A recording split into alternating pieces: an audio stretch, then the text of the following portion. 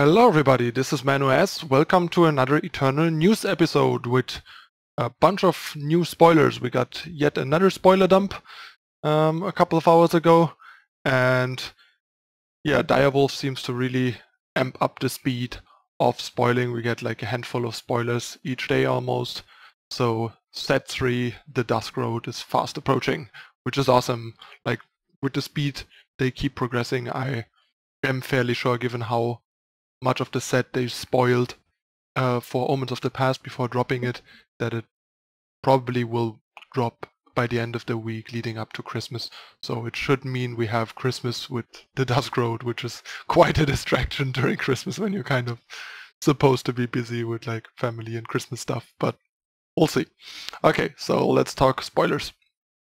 First off, we have Disjunction, which is actually pretty nice. It's basically attachment removal for 2 power, fast spell, and alternatively it allows you to return an attachment from your void to your hand if there's nothing you want to destroy, for example. So this makes for a reasonably main deckable option, because in between killing opposing stuff and returning your own stuff, you should usually find something useful to do for the card, given that your deck has a bunch of attachments like, say, obelisks and, I don't know, permafrost, for example, are good examples. Or if you are in Justice, you might have rune hammers, and so on and so forth. There's a couple of solid options to think of that you could return with this, while also providing you options against said opposing cards. It's probably going to be like a low number main deckable card, but it is an interesting card, and the fact that it's a fast spell is even nicer. It stops opposing stuff like rune hammers that you want to kill right away. It also is indiscriminate of what it kills, so it also lets you kill, say, Daisho, because before we had Banish and Shatterglass Mage, and Shatterglass Mage is not a fast spell, and Banish can only hit so many targets, while like it couldn't hit Gift or Daisho, for example, and Disjunction can hit all of those, but is a bit less powerful in its flexibility than Banish, for example. Alright, I like the card. It's a really nice role player and tool. Nothing fancy, nothing super powerful, just a good utility card that has a good level of flexibility to actually make it appealing and playable even in the main deck, which is quite important for a game that is still mostly played in best of 1 on ladder. But for tournaments it's even more appealing, of course, because it makes for an even better sideboard card than a regular attachment removal would make. Like, this is usually a lot better than DK, since costing 1 less and having an additional option is so much more relevant than gaining 3 health, especially because in the majority of matchups where you look for attachment removal, 3 health is not that important. It's something that would be really important against aggressive decks, and aggressive decks are not where you want attachment removal, especially not 3-cost attachment removal. So this is a great upgrade for DK. Next we have Ludus Dreamer, another Nightfall card. Pretty costly, I think. 6 cost, double primal, only a 2/5 flyer, which is quite small. Sure, when you play a curse, you play a random 3/3 unseen with a random battle skill, so it has the potential to kind of escalate. The problem is, though, there's like limited amounts of good curses right now. Like this goes reasonably well with the new Shadow 3/2, I think mirrors Nightblade or Nightshade, because the ultimate of that card on turn 7 grants you a 3/3 unseen. The unseens have like some nice utility with with the agent that grants unseens Aegis during night at the beginning of your turn, and so on. But we have to keep in mind that Nightfall is a very two-edged sword, and while you both guaranteed get to draw the card, the opponent gets to draw the card first. And a 2/5 for 6 is quite fragile, and also if it gets silenced, you'll never get the value out of it. Like the best way to get like some guaranteed additional value out of it is playing this on like 7 power with a permafrost, but then that means you have to wait till 7 power, which is a lot, and it also means you have to have a permafrost around still by then, which is also not that likely. And yeah, if it's silenced, you're left with like a 6 cost 2/5, which is a pretty bad deal. All in all, pretty underwhelmed by the card. It's a legendary, and it's definitely one of the worst, the weaker legendaries in my book. Not very excited about this card. I think it's just too expensive for what it does. It could at least easily cost 1 less, and then it would still not be great, but it would be more appealing. Playing this on 6 and having it and needing it to live for a turn to play like a gift or ultimate Amiris Nightblade or whatever, still doesn't give you that great off stats for 6, because in the end you end up with like 5-8 in stats over 2 units, one having flying, the other one a random battle skill. Not super impressive if you compare that to all the other 6 drops in the game, or if you consider this a 7 drop with a permafrost compared to, say, a Mystic Ascendant. It's just so underpowered, underwhelming, and very much more conditional at the same time. But yeah, it is what it is.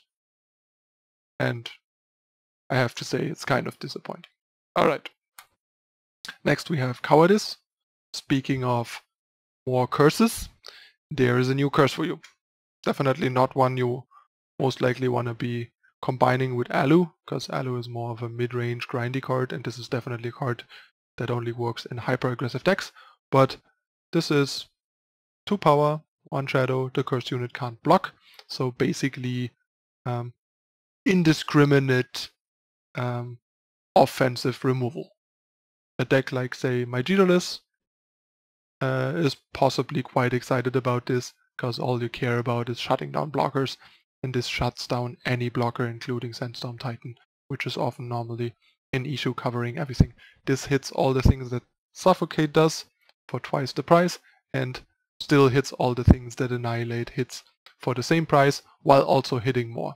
Like this hits stuff like False Prince, cards that neither Suffocate nor Annihilate can hit, and so on and so forth. So this is a great tool for hyper-aggressive decks. I could easily see running 3 or 4 of these in a deck like Daedalus, and there might be like some other decks that could be interested in this. It's a niche card, but it's really good at what it does in its niche. So yeah, Daedalus is gonna love this. So while we're already talking about curses, there is another new curse. This is a pretty big game changer in the sense that it opens up a new avenue of disruption and interaction that we don't have so far, and that we were not even sure will be existing in the game. We basically get our first virtual resource destruction, resource restriction.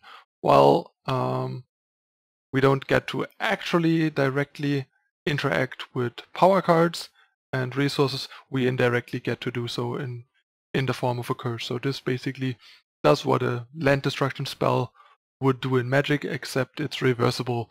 It reduces the maximum power of the cursed player by 1.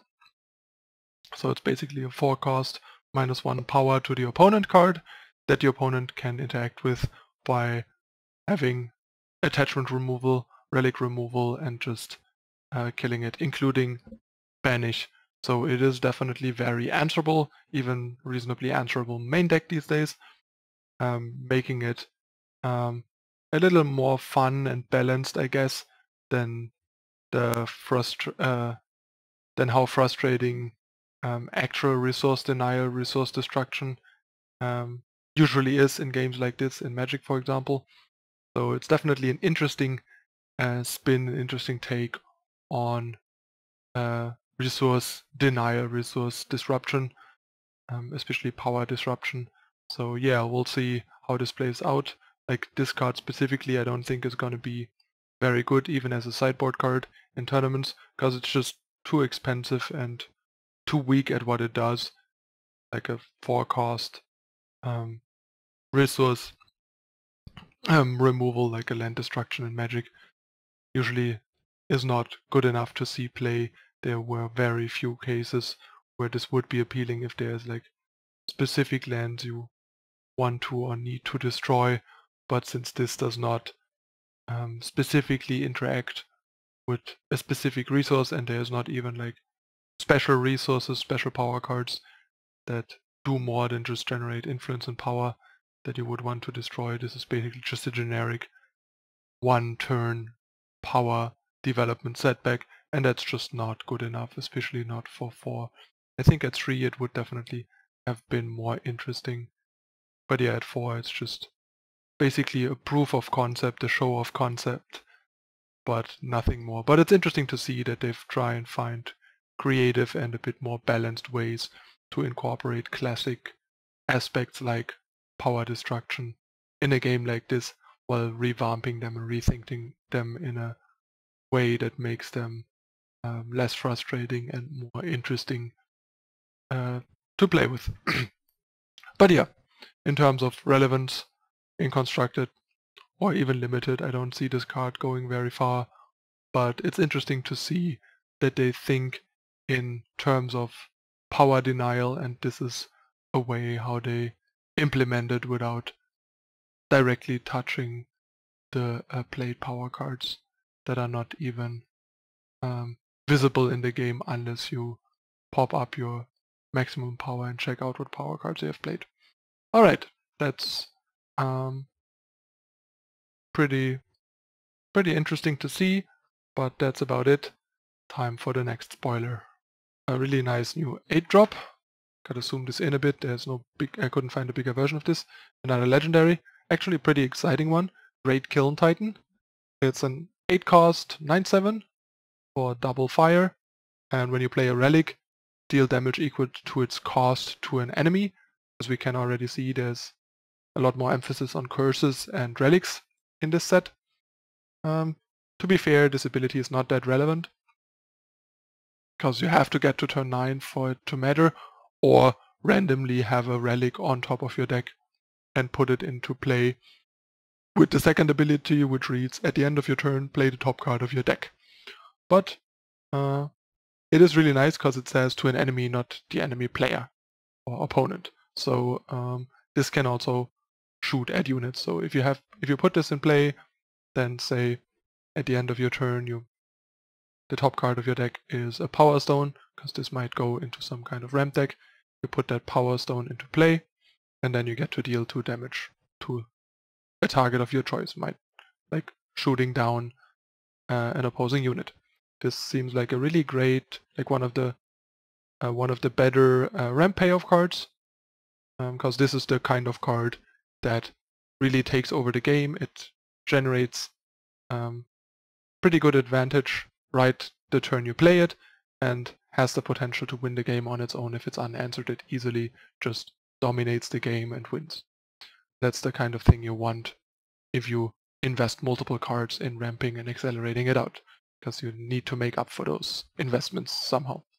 So yeah, this is bit of a niche card because it's an 8-drop and it's a unit, so it still has the usual vulnerabilities, but it is extremely powerful and might make for a nice ramp deck, using this as like main thing to ramp towards. Definitely a card to keep an eye on and keep in mind, and see if there is a deck that can be built around this or with this as like a centerpiece. I doubt it's gonna slot into many existing decks simply because of the hefty 8 price tag. 8 drops are something for like usually for control decks, and control decks are not that often fire, and also usually have a bit better options for like control decks this late in the game. But it is almost as good as Vara, I would say. Not quite as good as Vara in some ways, but it's always the same, unlike Vara, which depends more on context and does something every turn, while Vara needs you to have more ways to trigger it to do something each turn. But yeah, it's a pretty nice card. And last but not least, we have Topple Tower. This is kind of like interesting, because a 3-cost 4 health unit is not bad, and then it gets plus 2 attack for each Grenadin in your void. So far the good Grenadins are Grenadin drone and assembly line. Problem is a bit, assembly line kind of competes with Topple Tower because it's both a 3-drop. Then there's ways to get back Grenadin drone, and I guess the ticking Grenadin can be potentially good, but the problem is it looks like it's gonna be a bit slow to matter, so like on turn 3 or turn 4 this still might be like a 0-4 or a 2-4, so not sure how well it's gonna play out. And on top of it, it's very vulnerable to silence. Like if you are aggressive and this is in your deck and your opponent is on silence, he can just basically effectively kill one of your threats by silencing it. So that's also not ideal. So not sure if this is gonna make a splash and see any play. It's reasonably like statted and costed and so on, and has some nice potential, but I'm not sure how good it's gonna end up being, if it's gonna end up being worth it or not. Maybe if we have a few more potentially appealing Grenadin cards to up the support a bit, it might become more appealing as a counterbalance for when it sucks because it gets silenced, or when it's too slow because nothing died yet. But yeah, we'll have to see. It's definitely at least a card to keep an eye on, rather than just write off from the get-go, basically. Alright, that's it again for today's spoiler reviews. We get more and more of an idea of what to expect from the new set. So far we had like a mixed bag of exciting and interesting cards and kind of disappointing, underwhelming, bad cards, and we'll see how the set looks as a whole once we have the entire picture. And all I can say is I hope it's gonna be more impactful and exciting as the last one, because while the last one wasn't terrible, I'd say it was definitely a bit underwhelming and lower impact than we would have liked or hoped. Unlike The Tale of Horus Trevor, which hit a really sweet spot, I think, for quality, appeal and impact of an adventure. Hope they manage the same with this set. Judgment is still out. Hope you guys enjoyed this review as usual. If you did, please drop a like below and subscribe for more upcoming videos. Don't forget to turn on the notification icon to not miss anything. And see you in the next video. Thanks for watching. I'm out. Bye.